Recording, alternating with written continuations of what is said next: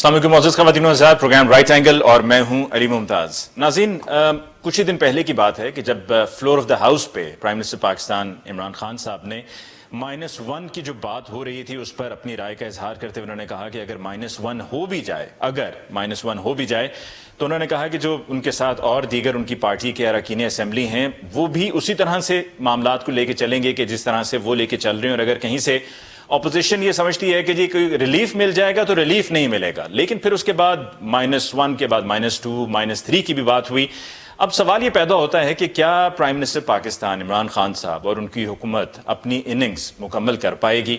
और ये अब इसलिए भी दोबारा डिस्कस करना ज़रूरी हो गया है कि जहां ये -1 की बात हो रही थी वहां पर जोड़ तोड़ के माहिर जाते हैं, और 2008 से लेके 2013 तक कामयाबी से हुकूमत अपनी की, और वो इसी तरह से की कि जो नहीं भी साथ था उसको भी साथ में मिला लिया, और वो थे आसिफ अली जरदारी साहब। तो आसिफ अली जरदारी साहब के मौलाना फजल रहमान साहब से मुलाकात हुई है। ये क्या होने जा रहा है, किस चीज़ की तैयारियां हो रही हैं, क्या अपोजिशन अब एक दफ़ा फिर गठजोड़ करके हुकूमत को टफ टाइम देगी? आज के प्रोग्राम में हम इसी हवाले से गुफ्तगू करेंगे। डिस्कशन के लिए हमारे मौजूद मेहमानों का तारुफ हमें सबसे पहले ज्वाइन किया है सीनियर सहाफ़ी और तज़किया का सुहेल वराइद साहब ने। सुहेल वराइद साहब का बहुत बहुत शुक्रिया कि आपने हमें ज्वाइन किया। हमें ज्वाइन किया जी साबिर शाह साहब ने, अनदर वेरी सीनियर एनालिस्ट। आपका भी बहुत बहुत शुक्रिया साबिर शाह साहब for taking time out for us for the show tonight. और हमें इस्लामाबाद से ज्वाइन किया है मोहसिन बेग साहब ने, किसी तारुफ की मोहताज नहीं है, अक्सर हमारे प्रोग्राम्स में हमारे से पार्टिसिपेट करते हैं, और आपका एनालिसिस हम भी और तमाम देखने वाले भी डेफिनेटली बहुत तवज्जो से सुनते हैं और जानना चाहते हैं कि क्या होने जा रहा है। सबसे पहले सुहेल वराइद साहब आपकी तरफ आते हैं। सर, आपने 7 जुलाई को अपने कॉलम में जिक्र किया कि आपने एक ख्वाब देखा है, और उस ख्वाब में आपने ये देखा है कि कुछ बुजुर्ग बैठे पाकिस्तान के नए मुतबादिल के बारे में गुफ्तगू कर रहे हैं। तो क्या ये सिर्फ ख्वाब ही आपको लग रहा है, या आपको लग रहा है कि हकीकत में भी कुछ ऐसा होने जा रहा है? देखें, फ्राइड ने ये कहा था, जो कि इल्म नफ्सियात का माहिर जाना जाता है, वो कहता है कि जो कुछ आप देखते हैं वही ख्वाबों में नजर आता है। ये कभी नहीं हुआ कि जो चीज़ आपने जिंदगी में देखी ना हो वो ख्वाब में नजर आ जाए। हाँ, ये हो सकता है कि मुख्तलिफ चीज़ें जुड़ के इकट्ठी नजर आ जाए, लेकिन आप कभी अनसीन नहीं देख सकते ख्वाब में। तो ख्वाब भी वही नजर आते हैं जो आगे पीछे आपके हो रहा होता है, उनके ही मुख्तलिफ नमूने आपको ख्वाबों में नजर आते हैं। और सुहेल वराइद साहब, आपने फिर अपने उस ख्वाब में जो मुतबादिल की बात की है वो आपने बताया भी कि मुतबादिल आपको किस किस सूरत में नजर आ रहा है। आपने उनकी कुछ निशानियां भी बताई, उनके माजी के बारे में बताया कि क्या क्या करते रहे, किस किस ओहदे पे फाइज रहे, क्या क्या जिम्मेदारी निभाते रहे।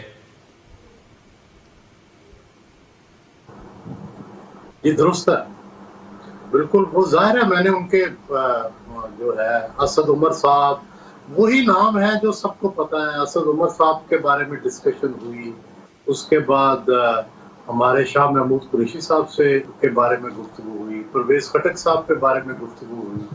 तो ये वही सारे नाम हैं जो हम पहले भी डिस्कस करते रहते हैं। शायद परवेज खटक साहब का नाम इस तरह से पहले ज्यादा डिस्कस नहीं हुआ जो उसमें मैंने डिस्कस किया। ठीक, साबिर शाह साहब आपकी तरफ आते हैं। सर, आपको भी क्या लग रहा है कि हुकूमत का अब मुतबादिल की तरफ जाना जरूरी हो गया और इन हाउस तब्दीली अब होके ही रहेगी? अली मुमताज साहब, पहली बात तो यह है कि सुहेल वराइद साहब ने जिक्र किया है ऑस्ट्रियन न्यूरोलॉजिस्ट सिगमंड फ्राइड का। बिल्कुल ठीक है, जितना काम और जितनी थ्योरी सिगमंड फ्राइड ने दी है न्यूरोलॉजी पे और अनकॉन्शियस माइंड पे, जो कि ज़ाहिर है उस वक्त होता है जब आप ख्वाब देख रहे होते हैं, इसमें कोई शक नहीं कि वो एक अथॉरिटी हैं। और काफ़ी हद तक जो गुफ्तगू उन्होंने की वो इस्लामी नज़रियात के मुताबिक है। मैं ये कहना चाह रहा हूँ कि देखिए, सबसे पहली बात तो ये है कि ख्वाब और ख्वाहिश अब इकट्ठे मिलते जा रहे हैं। Government has probably failed.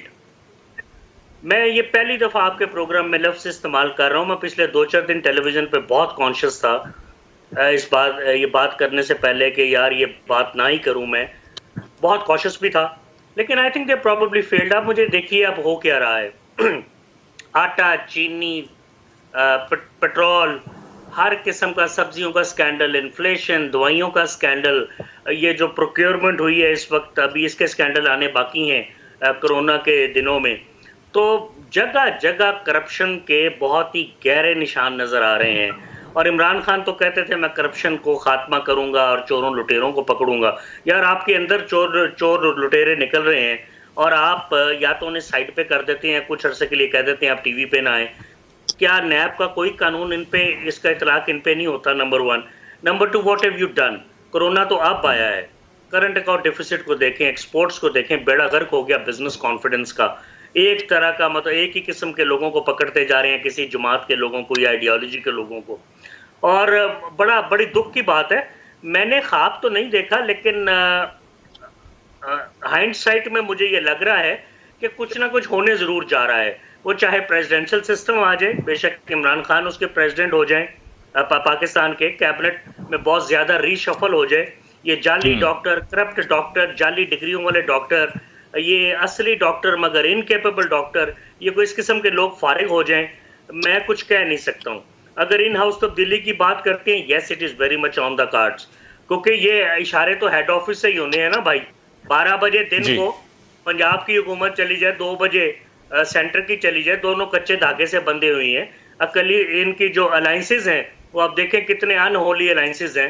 چودھریوں کو یہ چور کہتے رہے ہیں, وہ کہتے رہے ہیں آج سے 20 سال پہلے شوکت خانم کو آڈٹ کروائیں. اس کے علاوہ ایم کیو ایم کو گالیاں دیتے رہے ہیں. زہرا شاہد کے قتل میں لنڈن میں الطاف حسین پہ کیس کیا عمران خان نے, اور پھر وہی لوگ, انہی کے لوگ جو الطاف حسین کو بھائی بھائی کہتے تھے ہر وقت, جی بھائی جی بھائی, وہی آپ کی کیبنٹ میں شامل ہیں.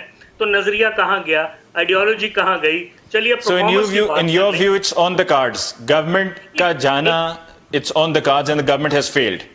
محسن بیگ صاحب, ایک بات میں اتھارٹی سے کہہ رہا ہوں, ان کا جانا ٹھہر گیا ہے. یہ میں پھر کہہ رہا ہوں, میری وشفل تھنکنگ بھی ہو سکتی ہے, but I don't think they are going to last long. ٹھیک ہے. محسن بیگ صاحب, آپ کے پاس کیا خبر ہے؟ آپ اسلام آباد میں ہیں, کیا آپ کو بھی یہی لگ رہا ہے سہیل وڑائی صاحب نے خواب دیکھا اور حقیقت میں بھی وہ کہہ رہی ہیں کہ کچھ ایسا ہی مجھے نظر آ رہا ہے؟ اور صابر شاہ صاحب نے بھی کہا ہے کہ جی ان کی نظر میں اٹس آن دا کارڈز کہ دا گورنمنٹ از گونا گو. تو آپ کے پاس کیا خبر ہے؟ آپ اسلام آباد میں ہیں, do you also think and see کہ کچھ ایسا ہی ماحول بن رہا ہے؟ تھینک یو علی ممتاز.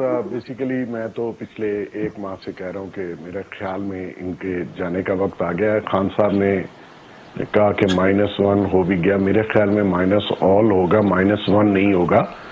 اور بیسیکلی اگر پی ٹی آئی سے ہی کسی کو آگے لے کے آتے ان ہاؤس, تو میں سمجھتا ہوں کہ وہ تو پھر خان صاحب بیٹھے رہیں. اور پی ٹی آئی اتنی میچور نہیں ہے کہ خان صاحب کے علاوہ کسی کو لیڈرشپ ان کی تسلیم کر لے. یہ وہ پارٹی نہیں ہے جیسے پیپلز پارٹی ہے یا نون لیگ ہے. اگر بڑی لیڈرشپ آؤٹ ہوتی ہے تو نیچے وہ اپنے نامینیٹ کر دیں اور ساری پارٹی چلتی رہے. ان میں ابھی وہ صلاحیت موجود نہیں ہے, اور میں یہ سمجھتا ہوں کہ پارٹی ابھی میچور نہیں ہوئی. آپ نے ان کی گورننس کا سٹائل بھی دیکھ لیا, آپ نے ان کے پارلیمان کو وہ کس طریقے سے چلا رہے ہیں, بجائے اس کے کہ اپوزیشن پارلیمان کا ماحول خراب کرے, یہ خود خراب کرتے ہیں. تو مقصد یہ ہے کہ میں نہیں سمجھتا کہ ان 22-23 مہینوں میں خان صاحب وہ کر دکھائے جو انہوں نے قوم سے وعدے کیے تھے. اور جیسے صابر شاہ صاحب نے بہت ساری چیزیں گنوا دی ہیں, میں ریپیٹ نہیں کرنا چاہتا. مقصد یہ کہ کول اور فیل میں بہت تضاد تھا, اور جو لوگ ان کے ووٹر اور سپورٹر تھے وہ ریلائز کرنا شروع انہوں نے کیا کہ شاید غلطی ہو گئی ان کو ووٹ دینے میں اور سپورٹ کرنے میں. نیچرلی جو پہلے ماحول تھا وہ بھی کوئی اتنا آئیڈیل نہیں تھا, یا وہ لوگ بھی اتنے آئیڈیل نہیں تھے جو پہلے حکمران رہے ہیں. انہوں نے بھی پاکستان کو بہت نقصان پہنچایا, لیکن اس گورنمنٹ نے آ کے اس میں مزید جو ہے اضافہ کیا اور قوم کو خاصا مایوس کیا. تو اب اگر یہ باتیں ہو رہی ہیں تو ڈیفینیٹلی ان کے پیچھے حقیقت ہے, اور اس کی بیسک وجہ یہ ہے کہ معیشت آپ کی نہیں چل رہی. آپ نے ایسا ماحول پیدا کر دیا جس سے پوری بزنس کمیونٹی ڈر کے گھر بیٹھ گئی, اور وہ سارا خوف جو تھا جو انہوں نے نیب کے ذریعے FBR کے ذریعے پھیلایا وہ اب لوگوں کی پاکٹ تک پہنچ گیا. کوئی شخص پاکٹ میں ہاتھ ڈالنا نہیں چاہتا.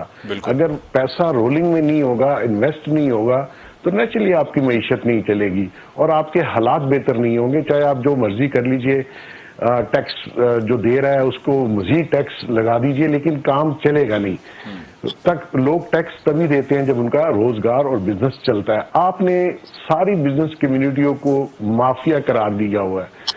اب دیکھیے بزنس کمیونٹی والے اگر شوگر مافیا، سیمنٹ مافیا، یہ پیٹرول مافیا، ٹھیک ہے 19-20 لوگ بزنس میں کرتے ہیں، لیکن آپ ان کو گالی مت بنائیے. اور وہ لوگ جو امپلائمنٹ اور انویسٹمنٹ کرتے تھے اس ملک میں، جو وہ لوگ پیچھے ہو کے بیٹھ گئے.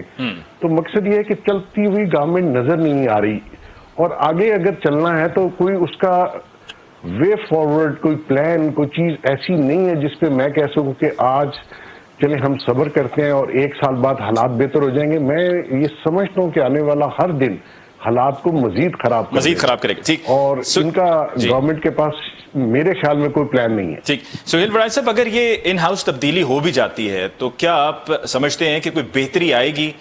کچھ چیزیں جو بالکل اب جیسے کہ صابر شاہ صاحب نے کہا کہ فیلڈ گورنمنٹ ہے، محسن بیگ صاحب نے بھی بتایا کہ جس طریقے سے آپریٹ کر رہے ہیں، جو ان کا طریقہ کار ہے، جو گورننس ہے وہی ٹھیک نہیں ہے، تو کیا امپروومنٹ آئے گی؟ کیا فرق پڑے گا؟ میرا خیال ہے کہ جس حد تک ہم نیچے چلے گئے ہیں، جو بھی آئے گا اس سے بہتر ہی کرے گا.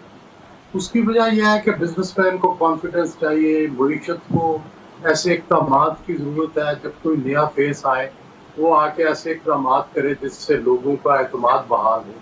تو میرا خیال ہے کہ جب تک اب یہ تبدیلی نہیں آتی، ڈپریشن اتنا ہے، اتنے حالات خراب ہیں کہ اس وقت تک یہ توقع کرنا کہ کوئی معیشت میں کوئی نمایاں تبدیلی آ جائے گی، گورننس میں تبدیلی آ جائے گی، وہ میرا خیال ہے کہ اب فضول لگتا ہے. کیونکہ 18 مہینے میں 2 سال میں اگر تبدیلی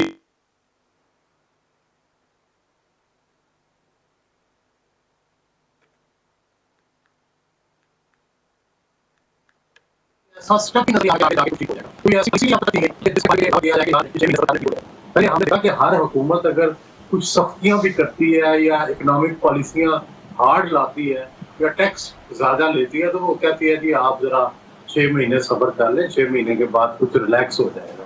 یہ بھی تسلی نہیں دے رہے. بجلی کے بل بڑھتے ہیں، اس کی کوئی تسلی نہیں دیتے.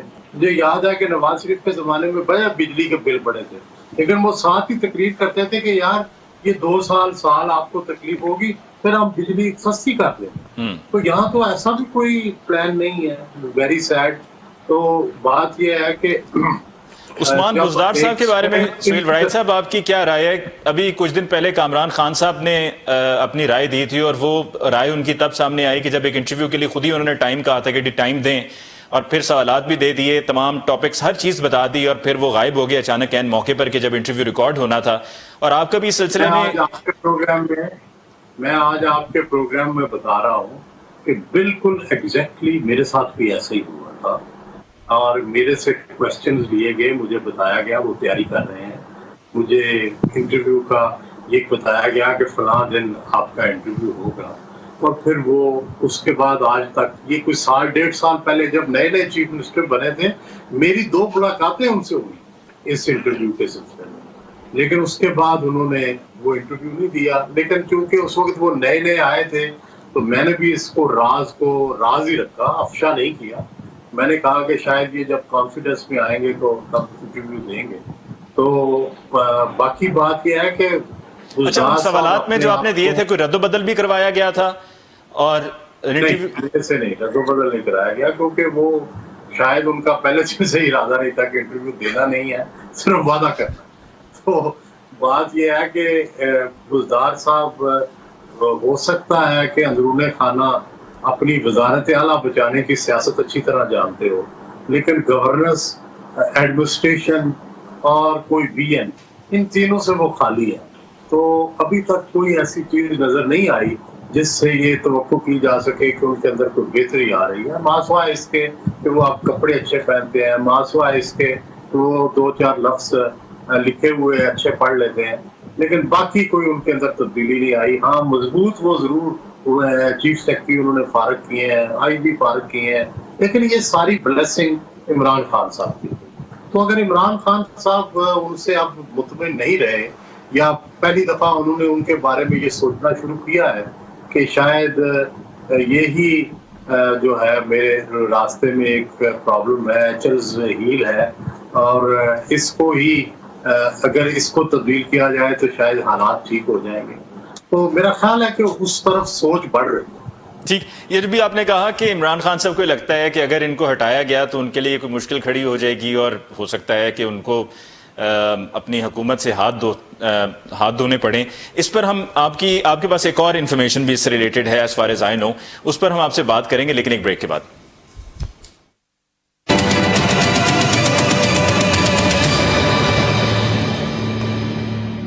ناظرین، بریک کے بعد ایک دفعہ پھر آپ کو کہتے ہیں خوش آمدید. گفتگو کو آگے بڑھاتے ہوئے سہیل وائد صاحب، آپ نے بھی وقفے پہ جاتے ہوئے کہا تھا کہ عمران خان صاحب کو لگتا ہے کہ اگر عثمان بزدار صاحب کو ہٹا دیا گیا تو ان کے لیے ان کی پوزیشن خطرے میں ہوگی، ان کی حکومت خطرے میں ہوگی.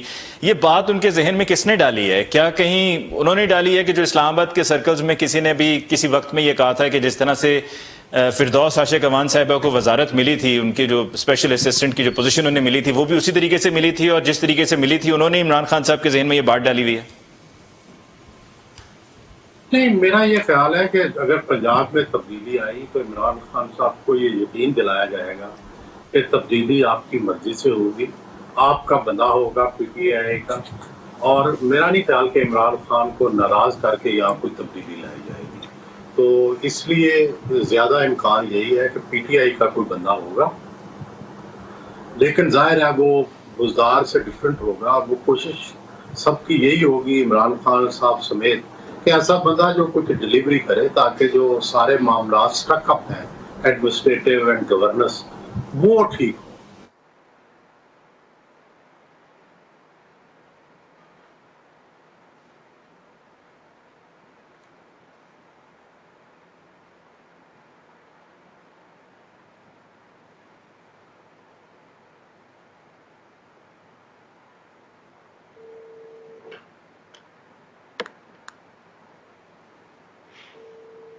صاحب کو یہ ساتھ لائے گا کہ آپ کو دور کرنا ہے، بلکہ اس کے اوپر ساتھ لائے گا اس سے آپ مضبوط کی ہے تو پھر آپ اپنی سٹیکس بدل لیتے ہیں. تو اب جب ان کی طرف اشارہ ہو رہا ہے گورننس کا، بیڈ گورننس کا، اور فیڈرل گورنمنٹ کی کے بارے میں یہ ہو رہا ہے کہ آلٹرنیٹ آنا چاہیے، تو کیسے ممکن ہے کہ اگر انہیں قربانی پنجاب میں دینی پڑے تو وہ نہ دیں؟ میرا خیال ہے کہ اب ایسا وقت آ گیا کہ 2 سال انہوں نے بھی دیکھ لیا کہ بھئی یہ معاملہ ٹھیک نہیں چل رہا. تو بزدار صاحب سے جو ان کی توقعات تھی میرا خیال ہے وہ بھی پوری نہیں ہوئی، اور وہ اپنی جو قریبی لوگ ہیں ان کو کہتے ہیں کہ بھئی بزدار صاحب سے اتنی جو توقعات تھی کہ ٹھیک ہو جائے گا، معاملہ ہو جائے گا. اب میرا خیال ہے کہ وہ اس طرح کی ان سے توقعات نہیں رہی بزدار صاحب.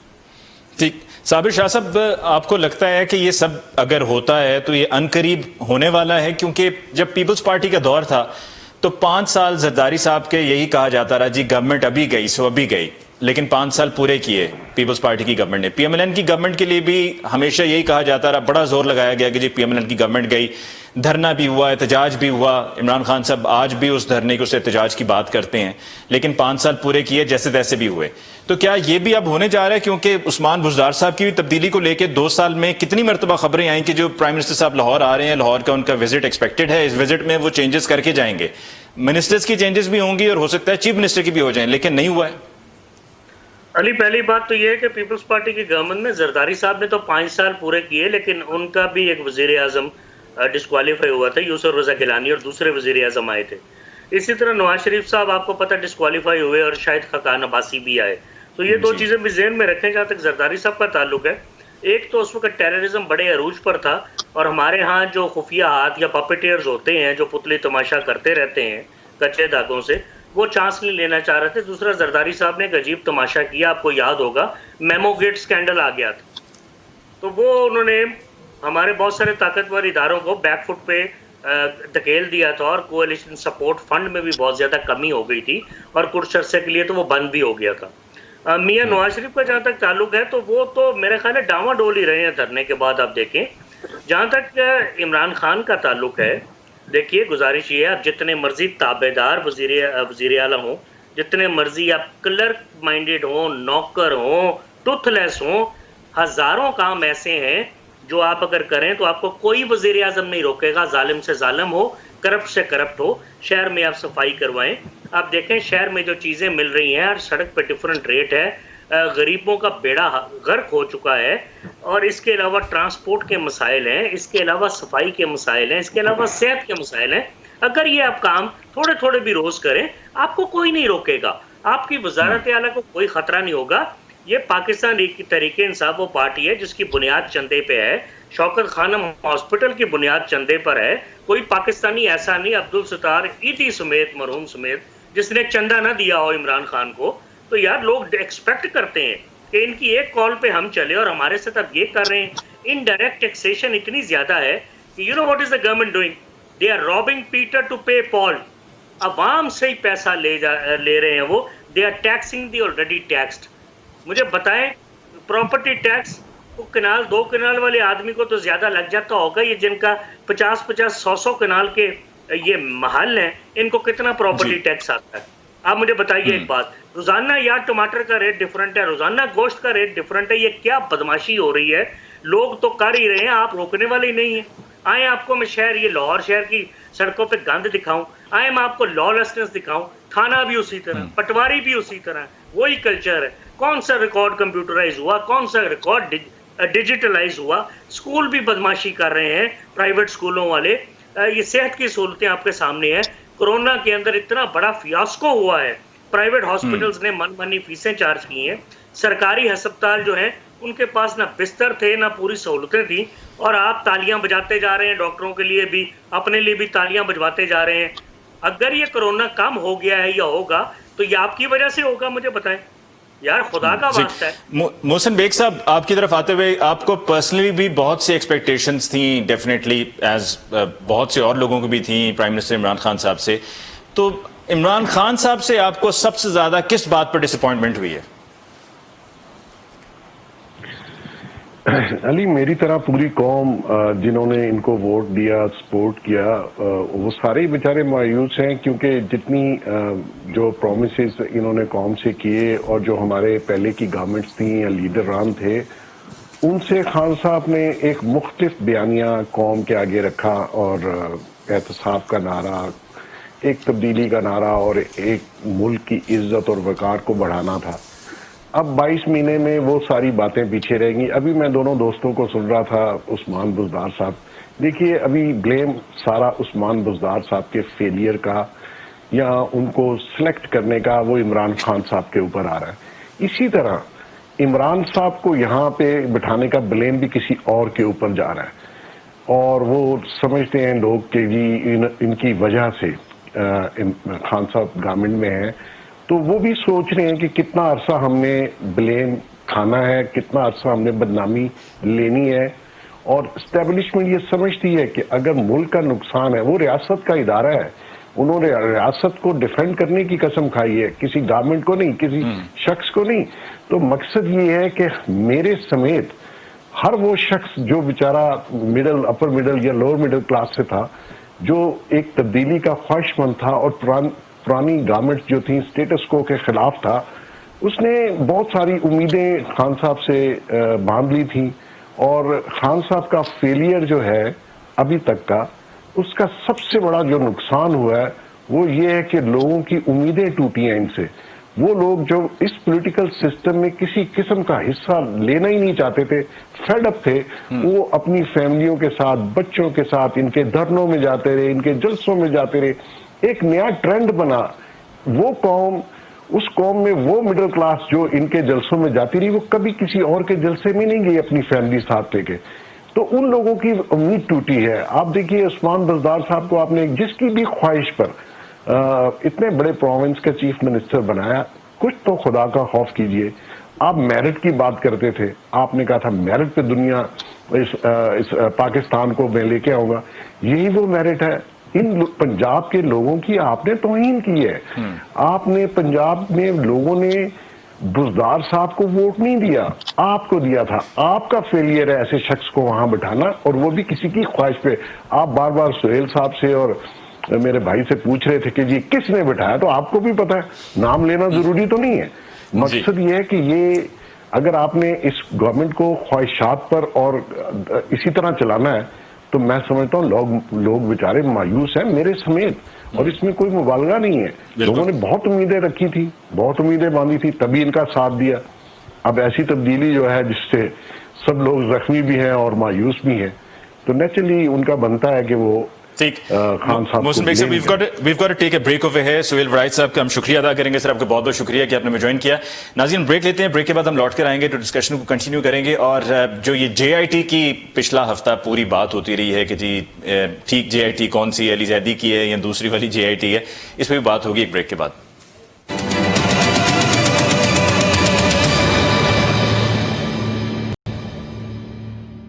ناظرین بریک کے بعد ایک دفعہ پھر آپ کو کہتے ہیں خوش آمدید. صابر شاہ صاحب, جے آئی ٹی کا یہ پچھلے پورے ہفتے شور مچا رہا ہے کہ جی جے آئی ٹی آ گئی, جے آئی ٹی میں پیپلز پارٹی کے لوگوں کا ذکر ہے, پیپلز پارٹی نے سپورٹ کیا, پیپلز پارٹی کاؤنٹر کر کے کہہ رہی ہے کہ جی ایسا نہیں ہے, جو اصل جے آئی ٹی ہے وہ یہ کہتی ہے.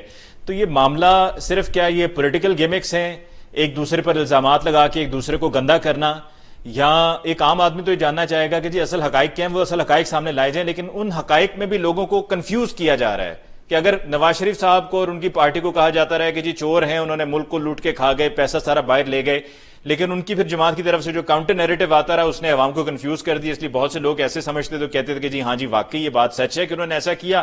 بہت سے لوگ یہ کہتے تھے کہ جی الزام لگایا گیا, اور یہاں بھی لوگوں کی زندگیوں سے کھیلا گیا ہے, لوگوں کو قتل کیا گیا ہے, لیکن اس کو بھی الجھن کا شکار کر دیا, اس معاملے کو کنفیوز کر کے رکھ دیا.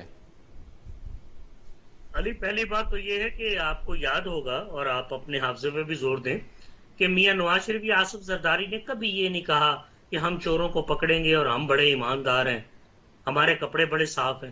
وہ ایسی گفتگو کرتا ہی نہیں تھے. وہ شام کو مبینہ طور پر ایک بہت بڑا ڈاکہ مارتے تھے, مبینہ طور پر کبھی ایسی گفتگو نہیں کرتے تھے. دیکھیے, business is all about confidence, اور بزنس مین سارے صاف ستھرے نہیں ہوتے, بزنس میں گھپلے بھی ہوتے ہیں. ایک دفعہ آپ کانفیڈنس کا بیڑا گر کر دیں, اکانومی تباہ ہو جاتی ہے. I'm coming back to your question on JITs. سنیے, 305 ارب ڈالر ہمارا جی ڈی پی تھا آج سے 3 سال پہلے, وہ پچھلے سال ہو گیا 285 ارب ڈالر. اس سال اس نے اور کام ہو کے 270 ارب ڈالر پہ چلا جانا ہے, شاید 260 ارب ڈالر پہ چلا جائے. تو جس ملک کا گراس ڈومیسٹک پروڈکٹ یعنی قومی مجموعی پیداوار 2-3 سالوں میں 40-45 ارب ڈالر نیچے چلی جائے, آپ اس کی اکانومی کا حساب لگائیں. اب تو ایکسپورٹس بھی نیچے آ رہی ہیں, اب تو فورن ریمیٹنسز جو ترسیلات آنی ہے اوورسیز پاکستانی سے, وہ تو بہت سارے بیچارے 1 لاکھ کے قریب بے روزگار ہو گئے ہیں, تو کرنٹ اکاؤنٹ ڈیفیسٹ تو اور بڑھے گا. اب آگے بات جے آئی ٹیز کی طرف. میں نے پہلے شروع میں عرض کیا, پیٹرول کا سکینڈل, چینی کا سکینڈل, آٹے کا سکینڈل, دوائیوں کا سکینڈل, یہ فراڈ وہ فراڈ. ان کو کسی نے کہا ہے کہ جناب ان سکینڈل سے توجہ ہٹانے کے لیے آپ اس طرح کریں, ڈائیورشن کریں, یعنی ڈسٹریکٹ کریں لوگوں کی توجہ, کچھ اور ایشوز لے آئیں. وہ علی زیدی سے اگر جی آئی ٹی آپ نے یہ 4-5 سال پہلے والا دفن شدہ ایشو کھلوانا ہی تھا تو انہیں بتائیے یار اپنے الفاظ پہ تو کنٹرول رکھیں کہ جی وہ کو موٹر سائیکل والا لفافہ دے گیا. آپ اتنے نان سیریس لوگ ہیں, آپ فیس بک پہ بیٹھے ہوئے ہیں, آپ ٹویٹر پہ بیٹھے ہوئے ہیں. 4-5 سال پہلے سے کیا ہوا؟ صرف کسی ایک حکومت کا بھی قصور نہیں ہے, طاقتور اداروں کا بھی قصور ہے. وجہ یہ ہے کہ خیبر پختونخوا اور بلوچستان میں جب وہ دہشت گردوں کو مارتے ہیں ہماری دعا سے اور پوری قوم کی مینڈیٹ سے اور اللہ کے فضل سے, کیا ہر دہشت گرد کو مارنے کے بعد جے آئی ٹی بنتی ہے؟ نہیں بنتی.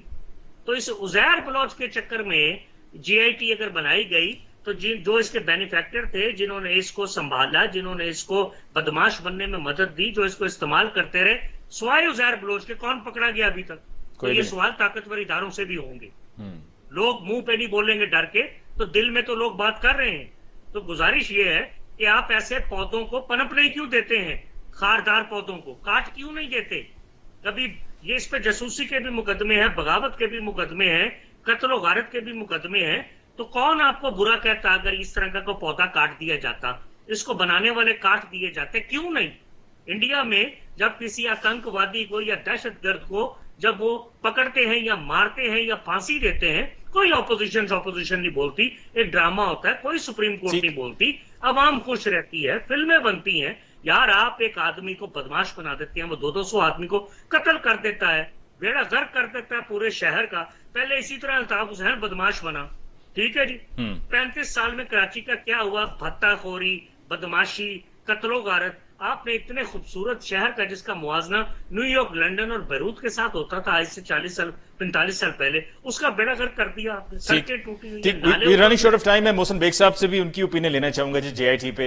صابر شاہ صاحب، بیگ صاحب کیا ایڈرز اینڈ بیٹرز جو ہیں ان کا پتہ چلے گا، وہ سامنے آئیں گے، یا جیسے کہ ابھی صابر شاہ صاحب سے سوال پوچھتے ہوئے میں نے کہا کہ جی کنفیوژن کا شکار کر دیا لوگوں کو، تو یہ کنفیوژن میں ہی معاملہ دب جائے گا؟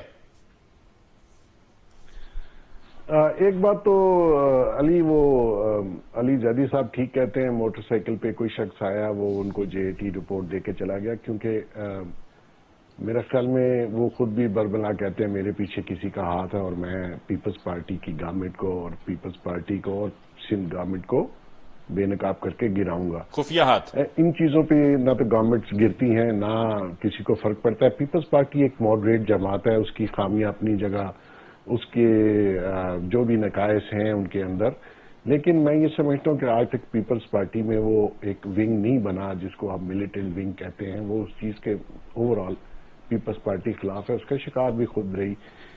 مقصد یہ ہے کہ یہ ڈیورژن ہی ہے، جیسے صابر شاہ صاحب نے کہا، کوئی تک نہیں بنتی کہ آپ اس کو لے کے آ جائیں اور ایک کنٹروورسی چل پڑے. اور میں عزیر بلوچ صاحب کو نہیں جانتا، ان کا بیک گراؤنڈ نہیں اتنا ہی جانتا ہوں جتنا میڈیا میں آیا.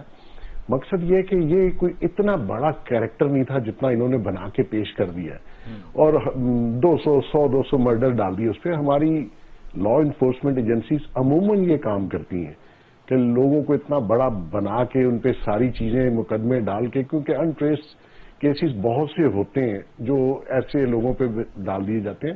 میں سمجھتا ہوں ہوگا کچھ نہیں. اینڈ آف دا ڈے جب ٹرائل میں یعنی کہ معاملہ دب جائے گا، حقیقت پتہ چل جائے گی کیا ہے. معاملہ دب جائے گا، دب بھی جانا ہے جی. اس کا کیا ہونا ہے؟ مطلب ہی از اے نارمل مین.